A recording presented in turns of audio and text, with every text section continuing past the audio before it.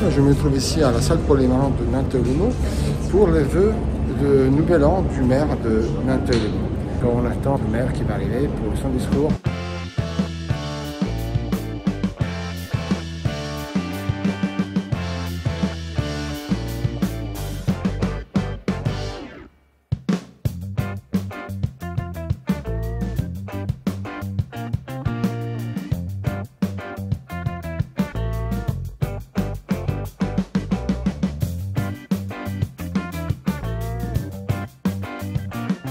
De vous accueillir pour le début des vœux. C'est vrai qu'on aime bien être les premiers. Et je voulais vous souhaiter, au nom du service, au nom du conseil municipal, une très bonne année, très bonne, remplie de joie, de bonne humeur, plein de santé et aussi de courage. Un petit film, une suite d'images de l'année 2024, de tout ce qui s'est passé chez nous cette année.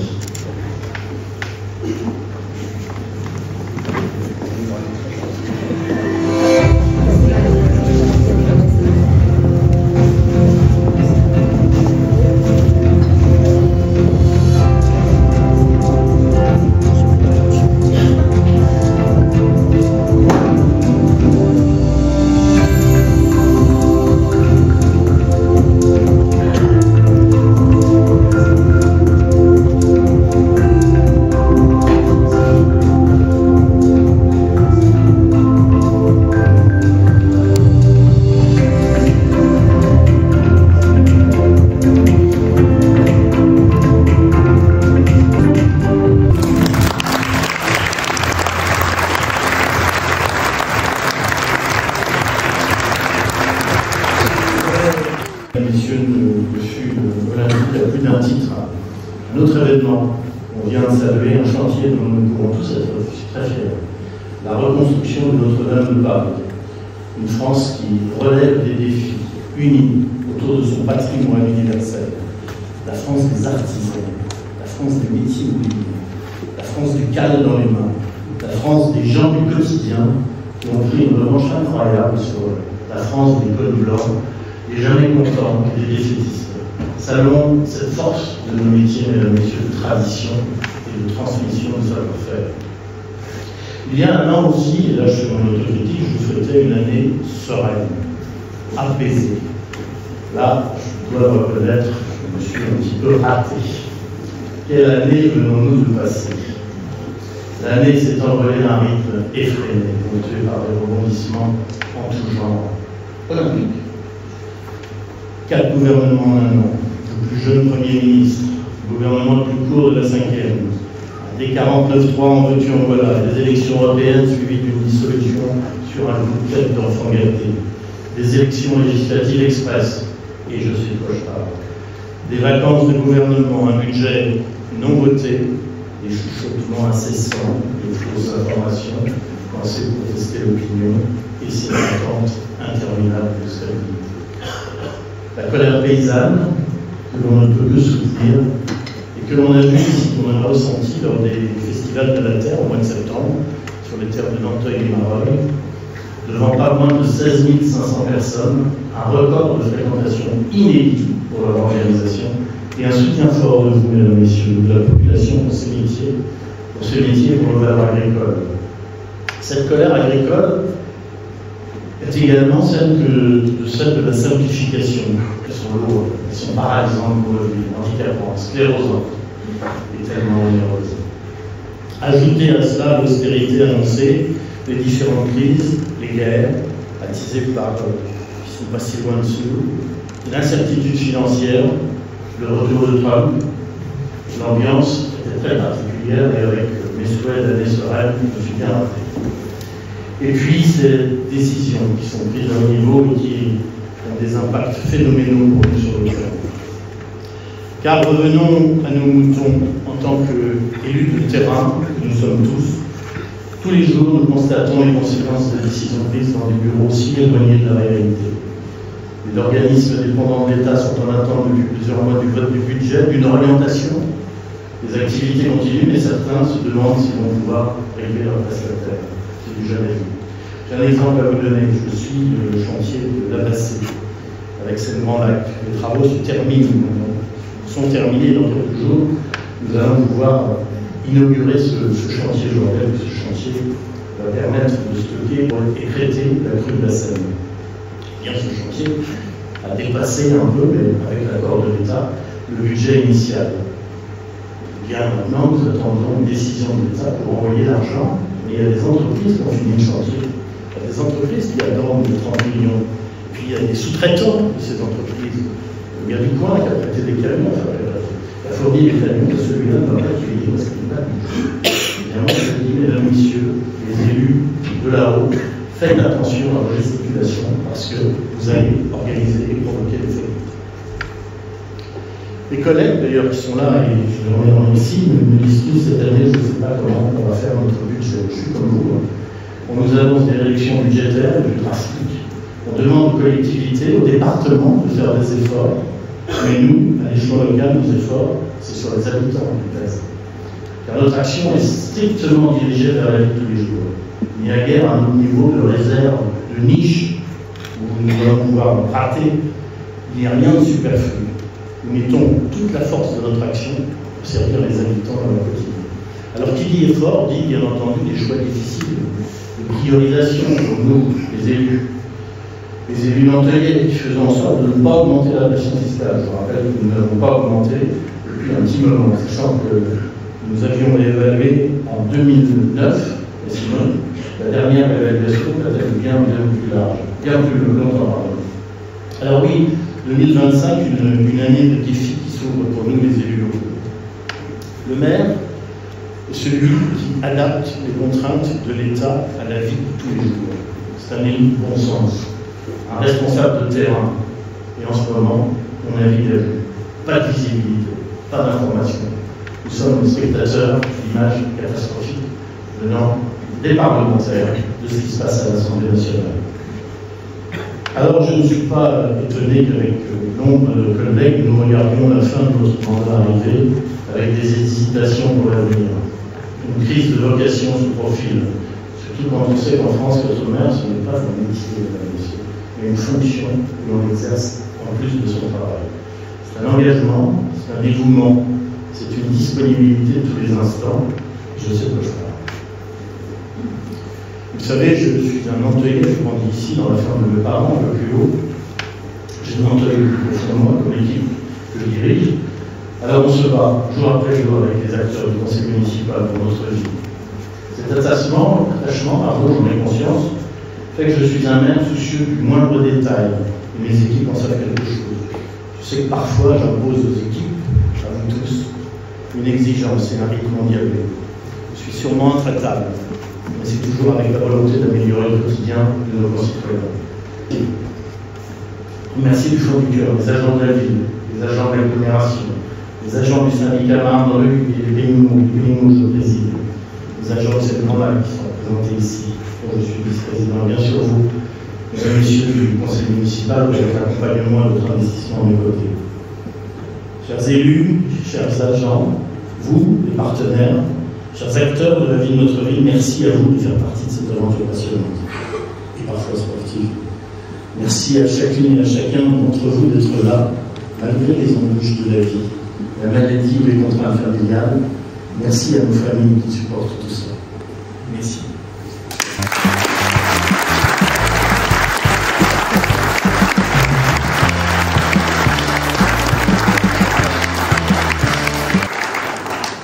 Je ne citerai que les plus importants, la réfection de la rue Fernand-Collot, la rue des Bruyères, la création du terrain de foot synthétique, le terrain de basket 3-3, la réfection du city-stage, pour la jeunesse, l'ouverture d'un second centre de loisirs, la municipalisation des accueils de loisirs, l'agrandissement de l'école maternelle au Blanc, l'accueil du relais de petite enfance intercommunale, mais aussi le maintien de l'accompagnement de nos écoles à haut niveau, sur table numérique, fourniture scolaire, financement des sorties scolaires, de classes de découverte, d'intervention en sport, tennis, musique, golf.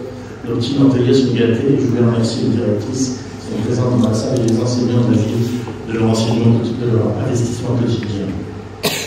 Autre réalisation, le développement de police municipale avec un nouveau poste, les équipements de dernière génération, le recrutement d'un 4e puis d'un 5e policier, l'extension de notre horaire pour une meilleure présence sur le terrain, bien sûr, toujours ce travail main dans la main avec la police intercommunale, que je salue, Christelle, et la police nationale, le commissaire, avec qui nous travaillons.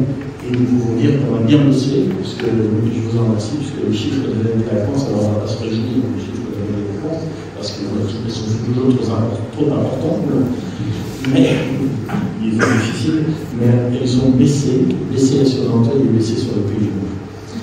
Notre action s'est également illustrée par la création de nouveaux squares, vous l'avez vu, le square Charles de Gaulle, ou encore le square Thiers, le square Mendès-Mante, également Victor Hugo, que l'on planté plus de 300 arbres. Et la ville a reçu la récompense, chez Sarah, tu sais, la ville amie des animaux, notre travail de faire peur du bien-être humain, mais je sais, Sarah, c'est pas la totalité, il faut qu'on continue dessus. Il y a un plan vélo en cours de route, j'espère qu'on aura là-dessus des subventions, à mon avis, il faut écrire au Père Noël, l'installation de bornes de recharge pour les véhicules électriques, un programme d'animation pour les anciens, un aide gratuit pour les faire de courses, et puis un agenda de manifestation que je voulais voir, rhétorique, pour permettre aux habitants de se retrouver et de créer cette mixité. Mesdames, Messieurs, également contre les promoteurs avides, hypothétiques, fragiles. Nous luttons contre des projets gigantesques, sans aucun respect pour l'avenir, sans aucun respect pour la vie. Et nous luttons pour ce cadre de vie. Et à ces gens-là, nous avons dit stop, ça suffit. Nous prendrons en compte des projets respectueux, non densificateurs, préparés, discutés, tant que soit. La pression sur cet urbanisme reste intense. Les stratagèmes sont rusés, même en temps de crise. Et vous pouvez me voir, ce lobbying peut venir de très haut. Cette année, un ancien ministre, reconverti par un facilitateur d'affaires, m'a appelé plusieurs fois pour que je cède. Il est un homme, tenu, vous l'avez dit, à l'antenne, poursuivre ce cap, continuer à relever le manche, les projets ne manquent pas. Création d'un service jeunesse, réflexion sur l'agrandissement de nos écoles, on parlait tout à l'heure. La mise en place du permis de louer également pour lutter contre l'habitat indigne. Les gens qui louent n'importe quoi à des pauvres gens qui, parce qu'ils n'ont pas d'argent, ils préfèrent vivre dans des logements insalubres. Cela sera interdit. Et nous n'hésiterons pas, on ne parle pas d'un petit tremble pour lever la pénalité qui va avec. Le redémarrage du projet de la maison de retraite avenue François Tesson, le nouvel aménageur, le développement des actions de prévention avec la police municipale, la fin des travaux, l'installation de caméras, également, la fin des travaux de la région Barreau, vous avez vu, ça c'est le tuyau d'eau que nous avons changé, également le démarrage d'un nouveau chantier d'ampleur, cette fois dans le périmètre de la place de l'église pour le changement du conduit de gaz. Évidemment, tout le quotidien qui fait notre vie. Et deux dossiers vont marquer 2025. Tout d'abord, l'ouverture de l'espace culturel. Alors oui, c'est bien de faire des routes, mais la culture, c'est bien aussi.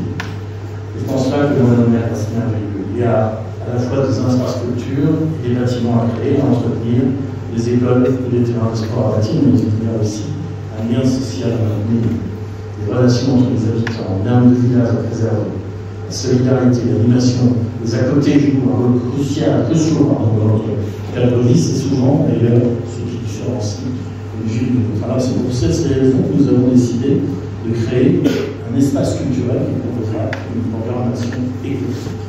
Une salle de réa à taille humaine pour accueillir concerts, expositions, conférences, projections cinéma, théâtre, et tout cela avec prix.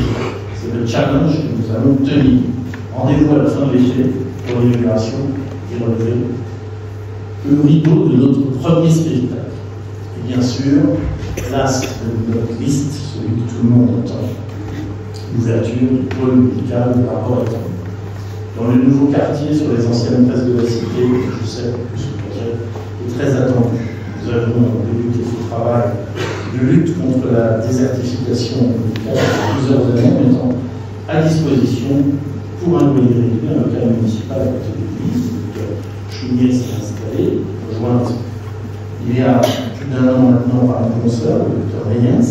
En parallèle, nous avons poursuivi la recherche et le développement de l'offre dans le cadre de l'aménagement du futur nouveau quartier en entreprise.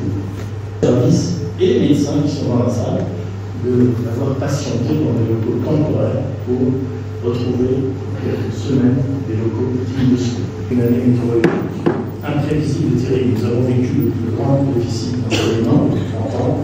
Je passe les cyclones, les tempêtes médicales du sud, les orages, les dévastateurs, les inondations un peu partout, les inondations d'octobre qui ont touché le bas de Nanteuil, littéralement submergé, Coulommiers, Sille-la-Chapelle, Condé, la vallée des Morins et en décembre le fameux cyclone Chido à Mayotte. Nous avons pensé pour tous les habitants que ce soit le dérèglement des plaques politiques, vous remarquez. Et face à cette eau qui nous envahit, rassurez-vous, c'est aussi nous avons, face à cette eau qui nous envahit, la pénurie d'eau. Le stress hydrique d'eau est véritablement un sujet du moment, un sujet sur lequel nous devons plus que jamais agir pour les habitants, pour notre planète. Et je suis très heureux que mes fonctions me conduisent à intervenir sur ce thème et à faire entendre ma voix et mon expérience. Je suis fier de travailler avec lui, avec le syndicat Marne et Rues du Pays de Meaux. Nous faisons des études, certes, mais surtout des travaux réalisés en parallèle, tout en apportant des solutions concrètes et des équipements pour aider toutes les villes de l'agglomération à maîtriser ces départements. Et nos premiers résultats sont pas si mauvais que ça, je vous le dis. On a réussi à contenir les inondations. À Nanteuil, nous avons réalisé un travail important sur les rues de l'Est afin d'assurer leur écoulement. Une modélisation hydraulique du bassin versant en cours pour envisager des travaux de fond, mais également des aménagements hydrauliques permettant de travailler sur ces ruissellements, et surtout des travaux monumentaux sont avancés rue de la Porte. En matière de prévention des inondations, il nous faudra tous, je le dis, mesdames et messieurs, faire des efforts pour nous protéger de ces phénomènes climatiques. La solidarité, dans ces moments-là, ne sera pas abandonnée. Et je suis très heureux de travailler également aux côtés de Patrick Collier, je sais que les gens sont dans la salle, président de la métropole de Grand Paris, et de Seine-Grand-Lac. Dans 12 jours, je vous disais tout à l'heure, sur des sujets totalement hors contexte. Si ma candidature n'a pas pu résister à la irrésistible vague extrême, je suis très fier d'être arrivé en tête, ici, à Nanteuil, et d'avoir fait un score important partout ailleurs. J'ai reçu de nombreux encouragements et soutiens. À Nanteuil, comme sur tout le territoire de la circonscription, j'ai été entouré d'une grande équipe soudée et motivée de bénévoles qui ont défendu nos valeurs. Ce fut une aventure courte, mais combien enrichissante de politique sur le plan personnel. Alors je voulais remercier tous ceux qui m'ont soutenu. La phrase que j'ai le plus entendue pendant cette campagne, c'est « le courage de Sarah ». Mais je vous avoue, ça va comme tout le monde. Merci à tous ceux qui m'ont fait confiance et à l'équipe nantaise qui m'a soutenu. J'ai retenu la leçon ensemble. Et encore une fois, merci à vous tous, élus, agents, partenaires, associations, acteurs de la ville, de faire tous ensemble de Nanteuil ce qu'elle est aujourd'hui, une ville dans laquelle il est agréable de vivre et l'équipe agréable de rester. Merci à tous ceux qui ont organisé cette soirée, ce décor, pour ceux qui devraient gagner les Jade, eh bien, sachez que le budget est moins important que l'année dernière. Et plus on fait des économies et on a une salle magnifique. Je vous souhaite, mesdames, messieurs, une très heureuse année 2025. Je ne vais pas partir sans une dernière pirouette. Une très bonne année 2025, une bien meilleure que celle que vous promets. J'avais dit que si quelqu'un osait un jour vous présenter une meilleure, ou vous souhaitez une meilleure année que celle que je vous souhaite aujourd'hui, je rembourserai la différence. Et aujourd'hui, je vous promets une année courageuse, mais une année meilleure que celle d'il y a 5 ans. Merci de m'avoir écouté. Vive Nanteuil, vive la France.